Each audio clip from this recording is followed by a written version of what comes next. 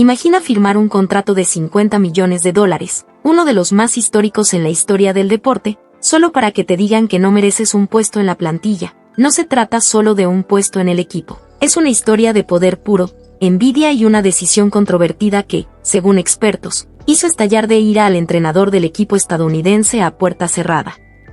La saga de Caitlin Clark es mucho más retorcida y dramática de lo que la mayoría cree, comenzando con un contrato que la hizo instantáneamente más rica e influyente que las leyendas que finalmente determinarían su destino. Apenas se había secado la tinta del innovador acuerdo de Clark con Gatorade cuando comenzaron a circular rumores. No se trataba de un simple patrocinio. Se trataba de una supuesta colaboración de $50 millones para construir un imperio que eclipsaba los contratos iniciales de innumerables superestrellas masculinas. Fue una declaración audaz. Gatorade no solo estaba fichando a una jugadora de baloncesto, sino que estaba coronando a una reina. Esta singular decisión catapultó a Clark de ser una sensación universitaria a una potencia mundial, una fuerza de la naturaleza cuya influencia trascendía las canchas. De repente, se encontraba en una estratosfera financiera con la que la mayoría de sus colegas, incluyendo veteranos del equipo estadounidense, solo podían soñar. Nunca se trató solo de dinero, simbolizaba una enorme influencia y un cambio radical en el mundo del deporte, donde una novata que ni siquiera había jugado una docena de partidos profesionales ejercía más poder comercial que todo el establishment. Sin embargo, este ascenso sin precedentes tuvo un precio oculto. Mientras el mundo celebraba su triunfo, un pequeño grupo de élite observaba con los ojos entrecerrados, conspirando, resistiéndose y cuestionando cada paso que daba. La vieron meteórica. El ascenso no es una victoria para el deporte, sino como una interrupción de su cuidado mundo construido. El acuerdo de $50 millones no fue solo un titular. Fue la chispa. Eso provocaría una tormenta de fuego. Y como el humo empezó a disiparse y se volvió. Era obvio que esta celebración se trataba de ser interrumpido por un acto brutal de desafío de las mismas personas que le han dado la bienvenida.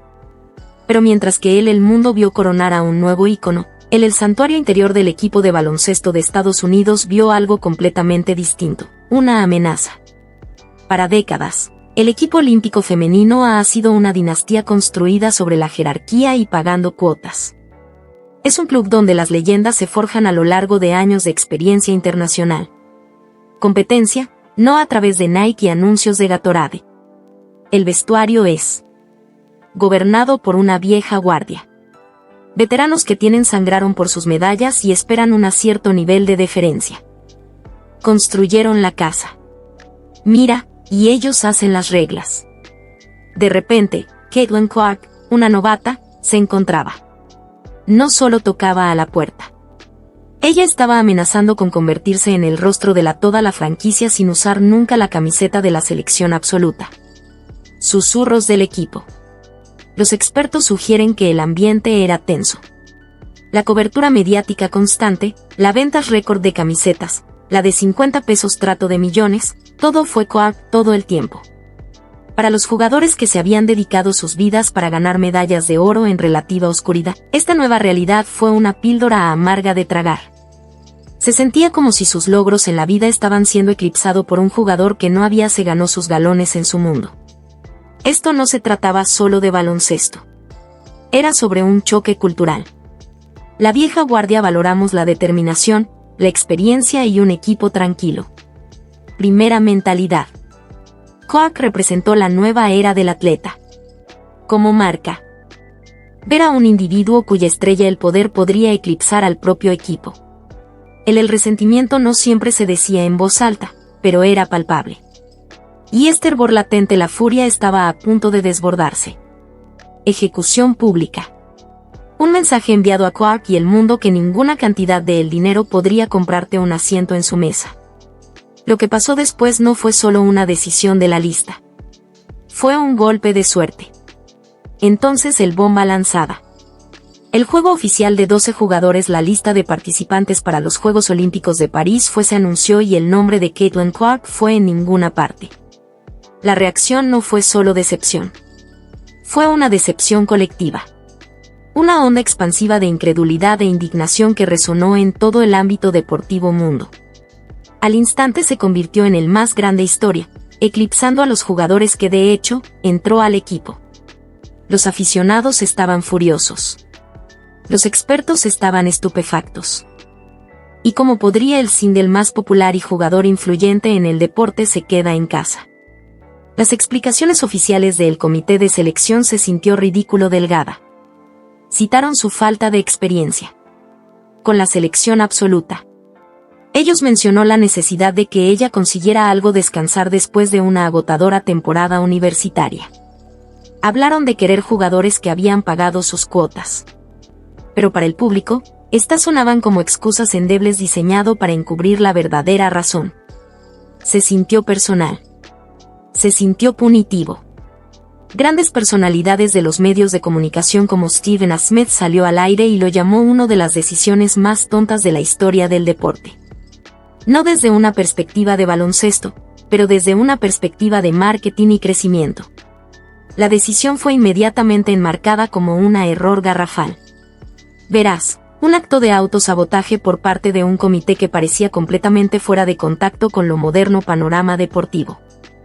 El desaire no fue solo un nota al pie. Fue una declaración de guerra. El equipo de Estados Unidos había elegido voluntariamente ir a París sin su estrella más brillante. Y al hacerlo, habían invitado a un nivel de escrutinio y crítica que lo perseguirían ellos durante los próximos meses. El comité intentó controlar la narrativa, pero ya había perdido. El mundo estaba exigiendo respuestas, y el funcionario la historia simplemente no era suficiente. En el centro de esta tormenta de fuego se encontraba una persona que tuvo que defender públicamente lo indefendible. Entrenadora Cheryl Reeve. En conferencias de prensa, ella era la imagen de la serenidad, una líder estoico que se apega a la empresa línea.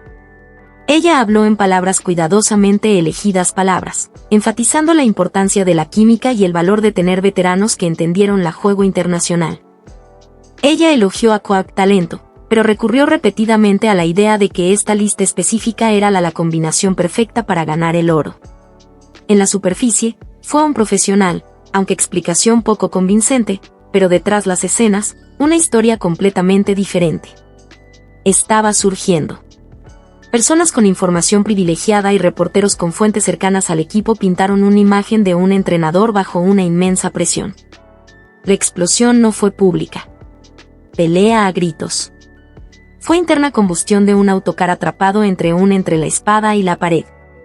Por un lado, ella tenía un innegable talento para cambiar el juego. Y la máquina de marketing de Caitlin Clark. Por otro lado, tenía un vestuario de veteranos poderosos e influyentes que, según rumores, lo había dejado claro no estaban preparados para recibir a Clark en su redil.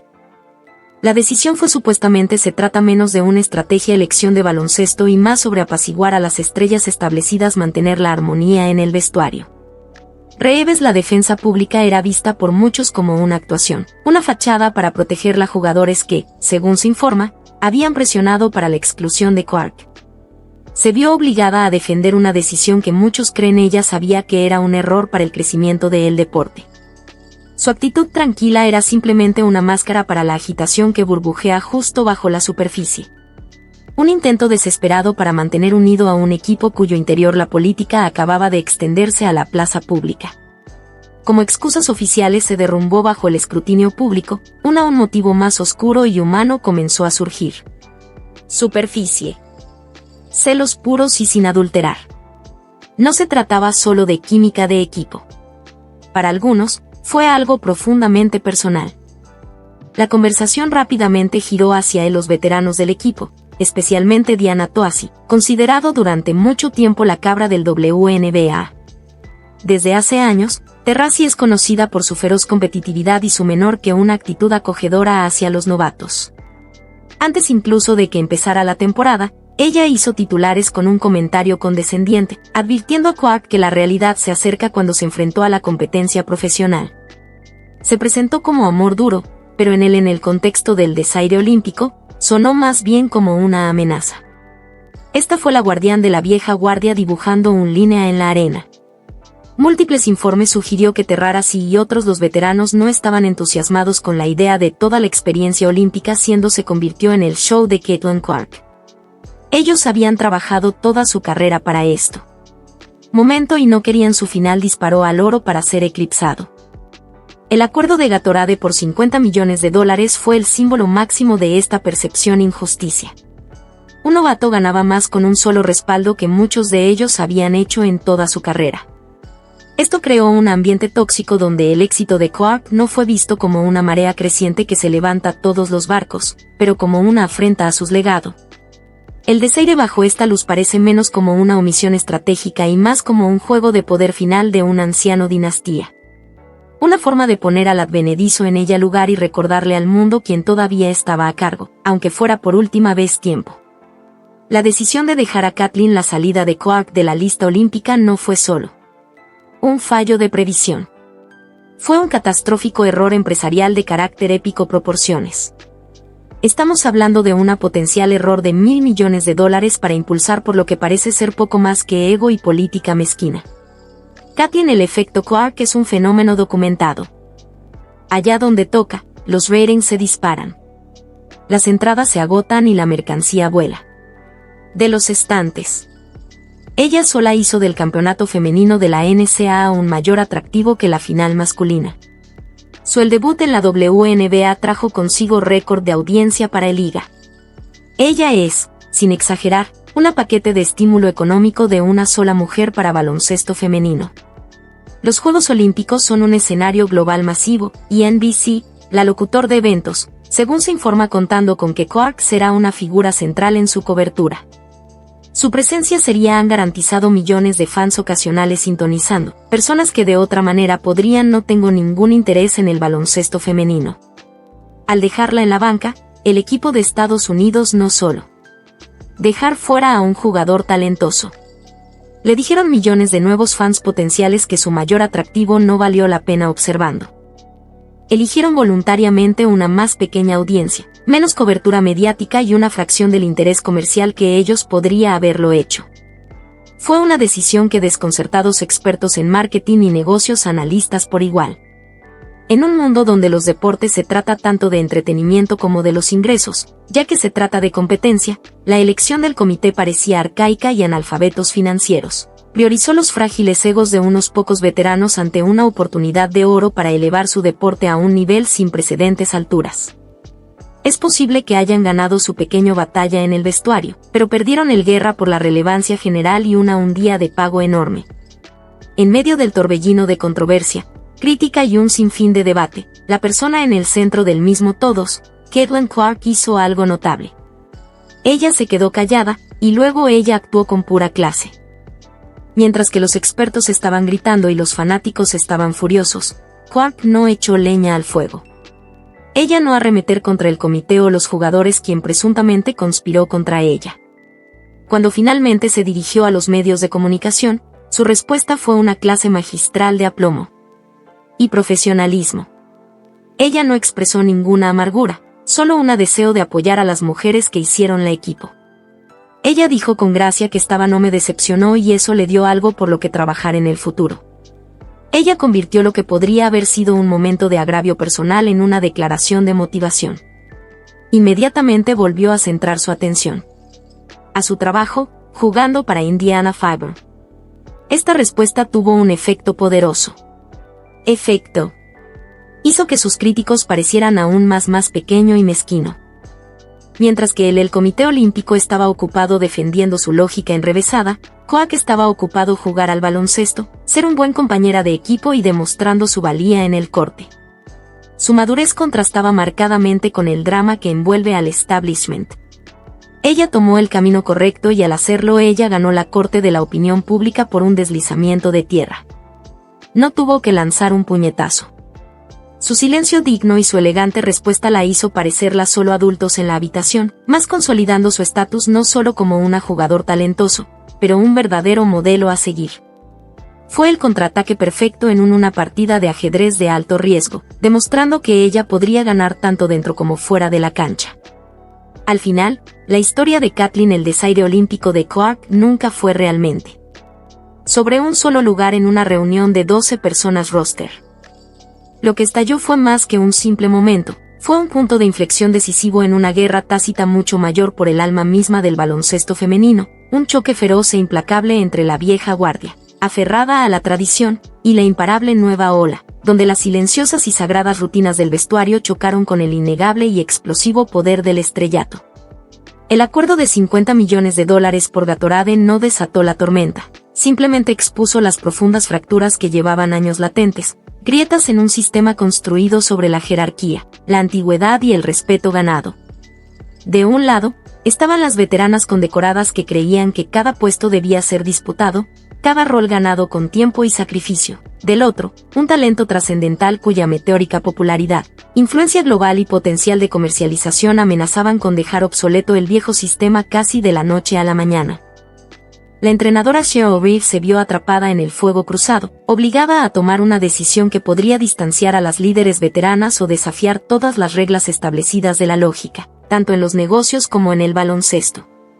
Al optar por proteger el pasado, es posible que, sin querer, haya puesto en peligro el futuro, dejando un rastro de preguntas sobre lo que el equipo sacrificó en el proceso.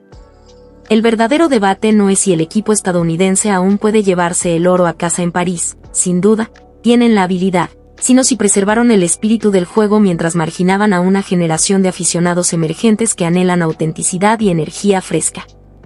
Al intentar controlar la narrativa y afirmar su dominio sobre una novata, el equipo estadounidense reveló inadvertidamente su miedo al cambio, exponiendo a una institución que lucha por el progreso que dice apoyar.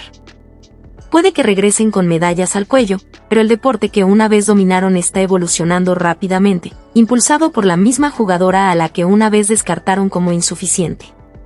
Hay mucho más en juego que los trofeos, se trata del legado, la influencia y el futuro del baloncesto femenino.